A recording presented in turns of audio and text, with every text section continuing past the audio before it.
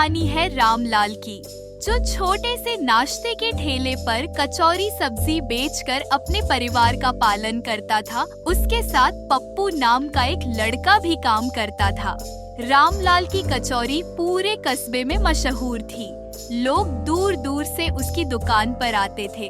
वह अक्सर कहता, भाई मेरी कचौरी एक बार खा लो, जिंदगी भर याद रखोगे। देसी घी, देसी मसाला, बिल्कुल शाही स्वाद। अरे रामलाल भैया, बताओ तो सही, इसमें मसाला डालते हो या जादू?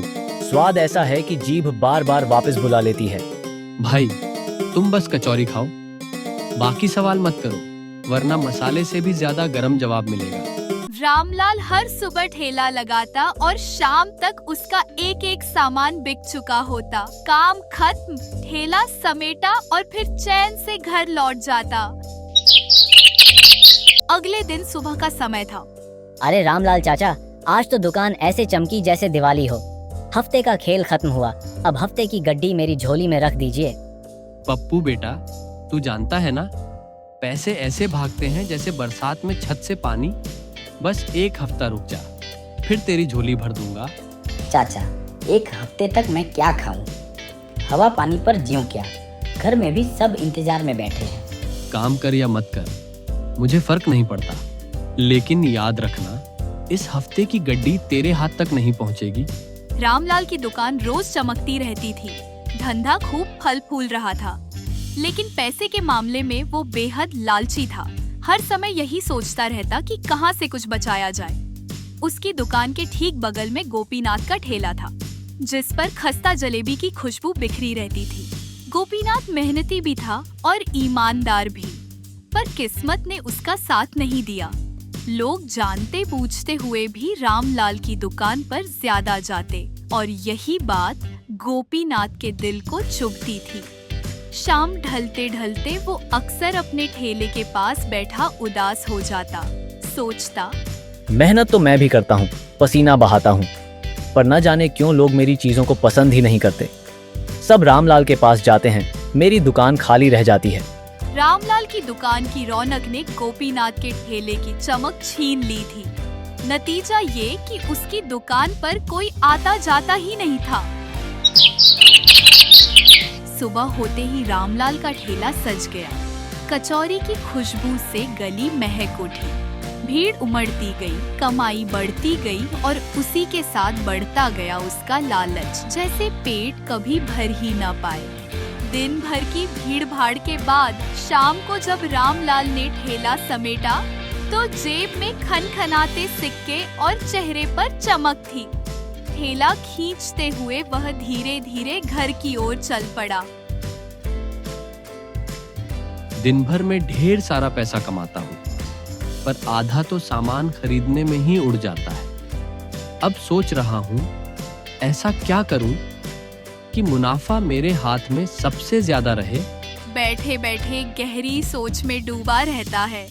तभी उसके दिमाग में एक नया ख्याल चमकता है। शायद यही उसका मुनाफा बढ़ाने का रास्ता हो। अगर सस्ता घी और घटिया आलू खरीदूं, तो खर्चा आधा हो जाएगा और मुनाफा दोगुना असली सामान से ज्यादा।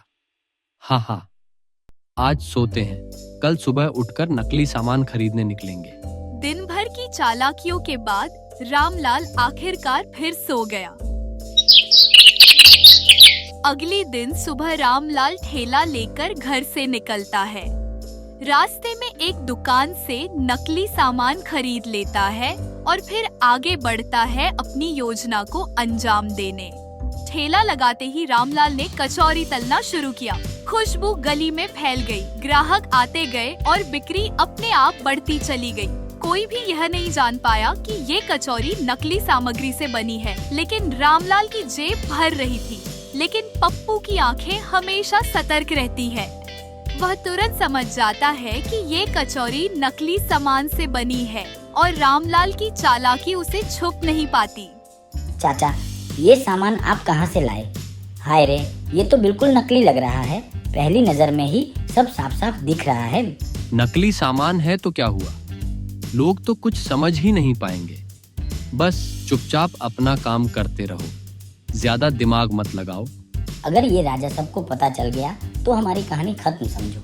चल जा, चुपचाप अपना काम कर। मुझे ज्यादा सिखाने की कोशिश मत करना, वरना सीधा कान पकड़कर बाहर निकाल दूंगा। रामलाल की दुकान हर दिन बहुत अच्छी चल रही थी। किसी को अंदाजा भी नहीं था कि कचौरी नकली सामान से बनी है। रामलाल का लालच बढ़ गया क्योंकि खर्च कम और आमदनी ज्यादा होने लगी। वाह, यह नकली सामान वाला प्लान कमाल का था। कोई अंदाजा भी नहीं लगा पाएगा कि सब नकली है और फायदा हम ही उठाएंगे। रामलाल फिर से सुबह सुबह नकली सामान लेकर आ गया। भीड़ तो बिना पूछे ही उसकी दुकान पर जमा हो गई। लगता है लोग हर रोज इस जादू के लिए आते हैं। रामलाल भैया, जल्दी से एक प्लेट पकौड़े लगा दो, चटनी भी डालना। तुम्हारे ठेले के पास आते ही भूख ऐसी लगती है जैसे पेट ने हड़ताल कर दी हो। ठहरो भैया, जरा सब्र करो। ठेले पर तो इतनी भीड़ लगी है जैसे मुफ्त बांट रहे हो। मिल जाएगा, बस थोड़ा इंतजार करो। रामलाल गर्मा गर्म पकौड़े बनाकर ग्राहक को देता है।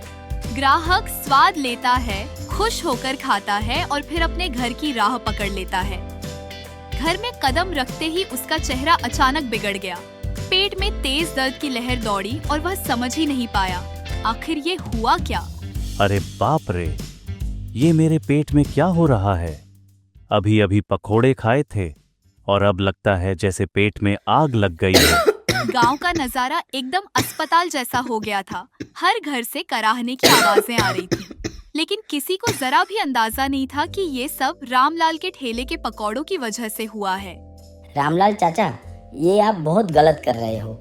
अगर लोगों को सच पता चल गया तो वे आपको इतनी डांट लगाएंगे कि ठेला क्या, दुकानदारी तक छीन लेंगे।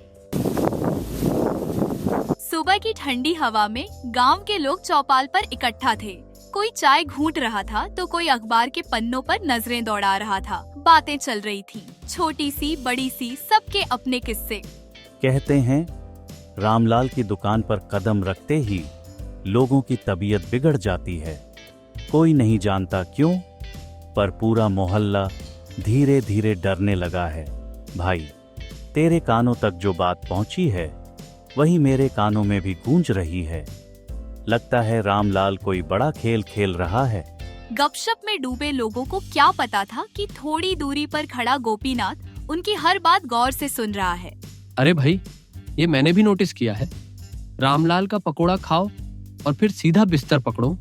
अब तो लग रहा है इस पकोड़े का राज खोलना ही पड़ेगा। गोपीनाथ ने मन ही मन ठान लिया था, रामलाल के पकोड़े का राज अब छिपा नहीं रह सकता। तभी उसने देखा रामलाल ठेला खींचता हुआ घर की ओर जा रहा है। गोपीनाथ ने तुरंत पप्पू को आवाज दी। उसकी आंखों में जिज्ञासा और दृढ़ता दोनों चमक रहे थे। पप्पू बेटा, इधर आओ। वक्त आ गया है एक बड़े राज को जानने का। क्या हुआ चाचा, आप मुझे क्यों बुला रहे हैं? कोई खास बात है क्या? पप्पू, हमें और अंधेरे में मत रख। सच बोल रामलाल, इन पकोड़ों के साथ कौन सी चाल चल रहा है? पप्पू गोपीनाथ को सारा सच बता देता है। तो असली खेल ये है। ठीक है, अब मैं सीधे स्वास्थ्य विभाग में शिकायत दर्ज कराऊंगा। रामलाल, बचना मुश्किल होगा।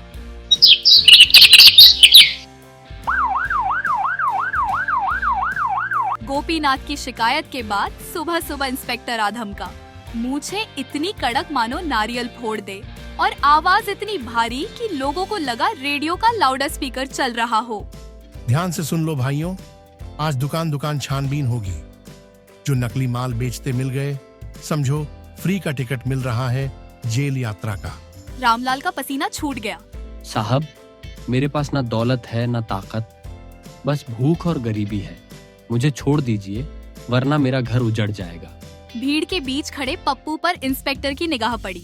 वो नजर ऐसी थी मानो कह रही हो, सच अब छुप नहीं सकेगा। बेटा, सच क्या है? पप्पू चुप रहा। तभी गोपीनाथ बोला, साहब, ये सिर्फ कचौरी नहीं बेचता, जहर बेचता है। नकली तेल, घटिया आलू और हम सबकी सेहत को दांव पर लगा देता है। रामलाल का ठेला जब्त हो गया। लोग हंसते हंसते कहने लगे, वाह भाई, नकली पकोड़े बेचने वाला पकड़ा गया। इंस्पेक्टर उसको अपने साथ ले जाते हैं।